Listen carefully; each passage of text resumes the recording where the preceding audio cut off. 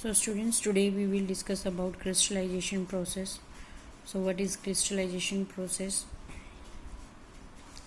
This process, as you see, the name suggests crystal, right? So making of crystal, you can say making of crystals is called crystallization, but in this process it separates a pure solid from mixture in the form of crystals, right? So it is also a separation process, separation of mixture. We have to use this process to remove impurities from solid and purify it. So this is the crystallization process, and where it is used, this process is used in the purification of salts from seawater. In seawater there is a large amount of salt found there. So how we can get the salt from the seawater? We can get the salt from the seawater with the help of crystallization process. So separation of crystals of alum from impure samples.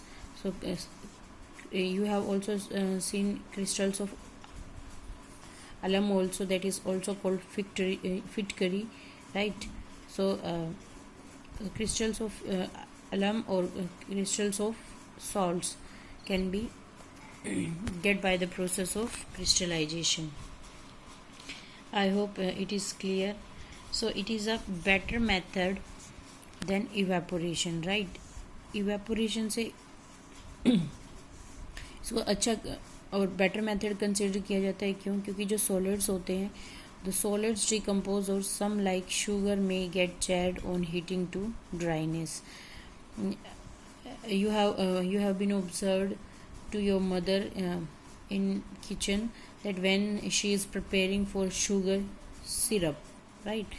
जब आपकी मम्मा sugar syrup बनाती है, अगर उसको थोड़ी देर के लिए रख दिया जाए शुगर सिरप को, तो उसमें थोड़े क्रिस्टल्स की फॉर्मेशन हो जाती है. जैसे उसमें इस तरह का जो क्रिस्टल्स होते हैं उसकी फॉर्मेशन हो जाती है. So that is the crystal of sugar, right? So those are the crystal of sugar. Next is some impurities may be removed, dissolved in the solution even after filtration, right? ऐसा नहीं है कि अगर हम filter कर दें किसी भी चीज़ को तो सारी की सारी इम्प्योरिटीज़ क्या हो जाए, उसकी रिमूव हो जाए. नो, कोई ना कोई इम्प्योरिटीज़ तो उसमें तब भी रह जाती हैं, right?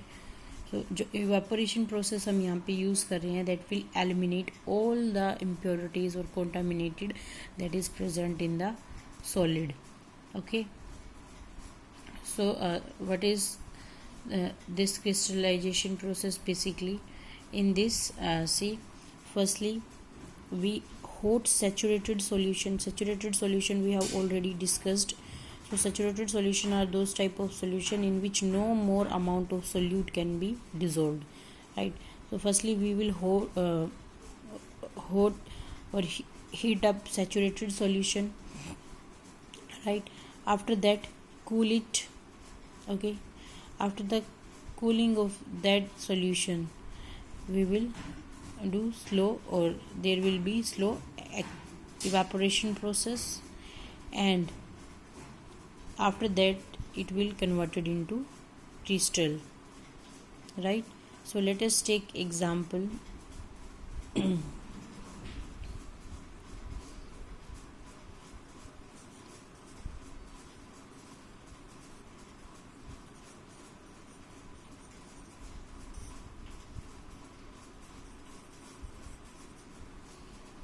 Okay, let us take the example of copper sulfate crystal.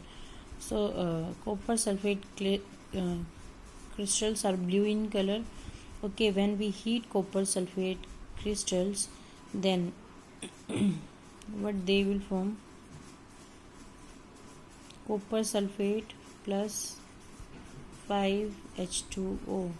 So what is 5 here? See, this 5 is means 5 water molecules are present in the copper sulfate, right? So 5 water molecules are present in copper sulfate. So if water is present here, so it is here in hydrated form, right? It is here in hydrated form. But if we talk about here, because excess the water which is present in the copper sulfate, after heating it will evaporate and it will remove out. So the color of the solution is also changed here. Firstly it is blue, after heating it is changes into white color, right? It is changes into white color and it is in anhydrous form.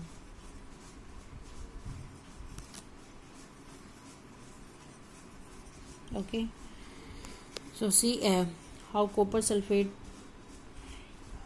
which is blue in color, after heating it is converted into white crystals, right? This is reversible process. If we add water, if we add water in this white powder CuSO4, right, copper sulphate में अगर हम दोबारा से थोड़ा सा water add करते हैं तो it will again changes into blue. So you can say it is a reversible process, and this is the symbol of reversibility. I hope this crystallization process is clear to you. So let's move about physical or chemical change. I hope all the students have already acquainted with the terms physical or chemical change. So in physical change, only physical properties are changed, like stage, shape, size, right, density, melting point, boiling point. So these are physical properties which is changed when only physical change it takes place. Means it is a reversible change, right? It is a reversible change, like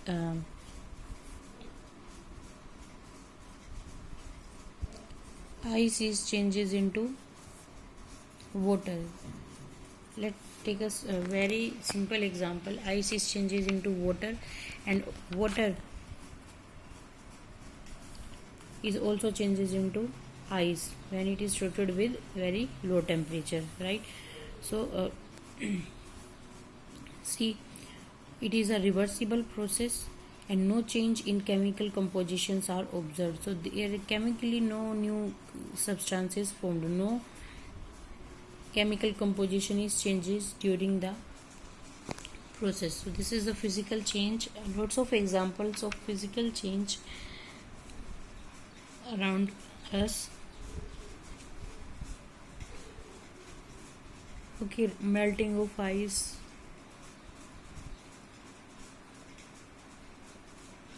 or how you can separate a mixture of sugar or water, right? So that is also a type of physical change by distillation method. So see, chemical change. In chemical change, the change in chemical properties, that is like odor, color, okay, straight उसकी जो change हो रही है वो क्या हो रहा है, केमिकल चेंज की वजह से. जैसे कि we are breathing, we digested food, cooking of food, right, और burning of oxygen. So these are chemical change. These all are chemical change because new substance is formed in all the process, right? It is irreversible. Jैसे making of curd from milk, so it is irreversible, it cannot be reversed. So these are examples of chemical change, right? It is irreversible process. कोई भी जो substance है इसमें जब भी reaction perform होगी, new substance will always form. Or there is another type of change, chemical or physical. If you talk about candle, right? So you can say burning of candle. Burning of candle. If you talk about burning of candle, so it is a both type of changes will take place here, physical or chemical. So how both type of changes are performed here? physical or chemical in the burning of candle. If we talk about, see, and just try to draw a candle. Okay, so you see